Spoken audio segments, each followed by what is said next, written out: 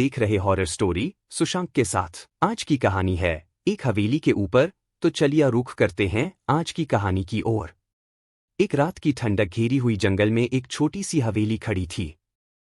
यह हवेली किसी बूढ़े राजा की पुरानी संपत्ति थी, जिसे लोग अब भूतों की बस्ती मानते थे। बहुत सारी कहानियां घूमती रहती थीं कि रात को वहां भूतों की भीड़ होती है जो डरावनी आवाजों में गाना गाते हैं। एक रात किसी यात्री ने उस हवेली की तरफ रुख किया। वह कुछ देर सोचता रहा कि क्या यह सच है, क्या वास्तव में भूतों का साया है इस हवेली पर। लेकिन उसने अपने आप से कहा, यह सभी तो सिर्फ कहानियों का सवाल है। वह दरवाजे पर कड़ी खटखटाहट की आवाज सुना।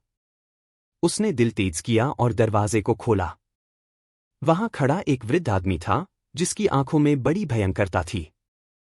उसने यात्री को देखा और भयभीत आवाज में कहा, तुम्हें यहां नहीं आना चाहिए था। यात्री ने तत्काल पूछा, क्यों? क्या यहां कुछ खतरनाक है? वृद्ध ने उसकी ओर इशारा किया और कहा, जाओ, नहीं तो तुम्हारी जान खतरे में है। यात्री ने वृद्ध की बातों को नकार दिया और हवेली के अंदर चला गया। वहां कुछ भी सामान्य नहीं था। दीवारें कच्ची थीं, चीखों की आवाज गूंज रही थी और हवा में एक अजीब सी चिल्लाहट थी। उसने एक कमरे के बाहर एक बड़े आईने को देखा। वह उसमें अपना चेहरा देखने के लिए उसकी ओर बढ़ा।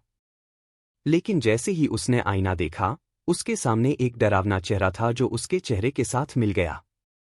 उसने विचलित होकर पीछे हटा और फिर से वही वृद्ध आदमी उसकी सामने आया। वृद्ध ने कहा, मैंने कहा था, लेकिन तुम मानना नहीं चाहे। अब तुम्हारा नुकसान हो गया है। उसके बाद हवेली के अंदर कुछ भी सुनाई नहीं दिया और न किसी भी यात्री की कोई स्पर्श या आवाज। सिर्फ वह वृद्ध आदमी था जो अब एक डरावना मुस्कान लिए हुए था।